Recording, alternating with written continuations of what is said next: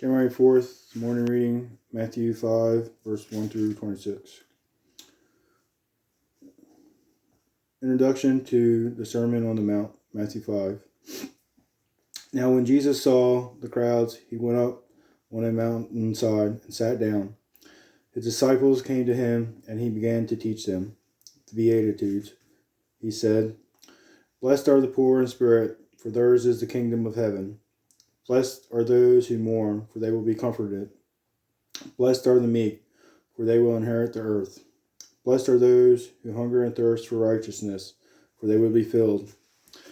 Blessed are the merciful, for they will be shown mercy. Blessed are the pure in heart, for they will see God. Blessed are the peacemakers, for they will be called children of God. Blessed are those who are persecuted because of righteousness, for theirs is the kingdom of heaven. Blessed are you when people insult you, persecute you, and falsely say all kinds of evil against you because of me. Rejoice and be glad, because great is your reward in heaven. For in the same way they persecuted the prophets who were before you. Salt and light. You are the salt of the earth, but if the salt loses its saltiness, how can it be made salty again? It is no longer good for anything, except to be thrown out and trampled underfoot. You are the light of the world. A town built on a hill cannot be hidden.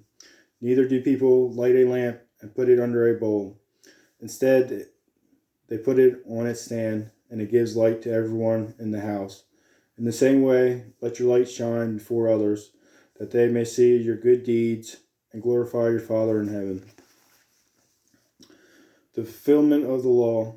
Do not think that I have come to abolish the law or the prophets. I have not come to abolish them, but to fulfill them.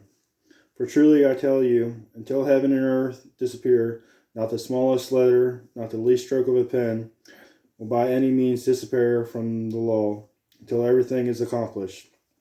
Therefore, anyone who sets aside one of the least of these commands and teaches others accordingly will be called least in the kingdom of heaven. But whoever practices and teaches these commands will be called great in the kingdom of heaven.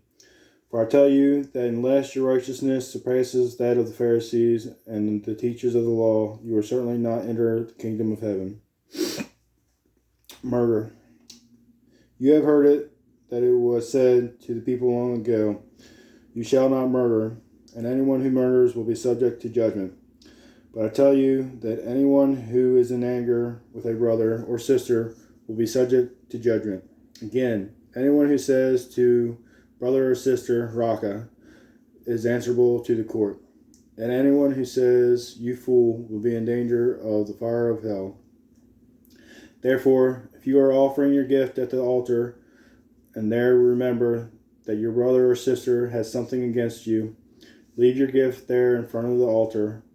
First go and be reconciled to them. Then come and offer your gift. Settle matters quickly with your adversary who is taking you to court. Do it while you are still together on the way, or your adversary may hand you over to the judge, and the judge may hand you over to the officer, and you may be thrown into prison. Truly I tell you, you will not get out until you have paid the last penny. That completes our reading.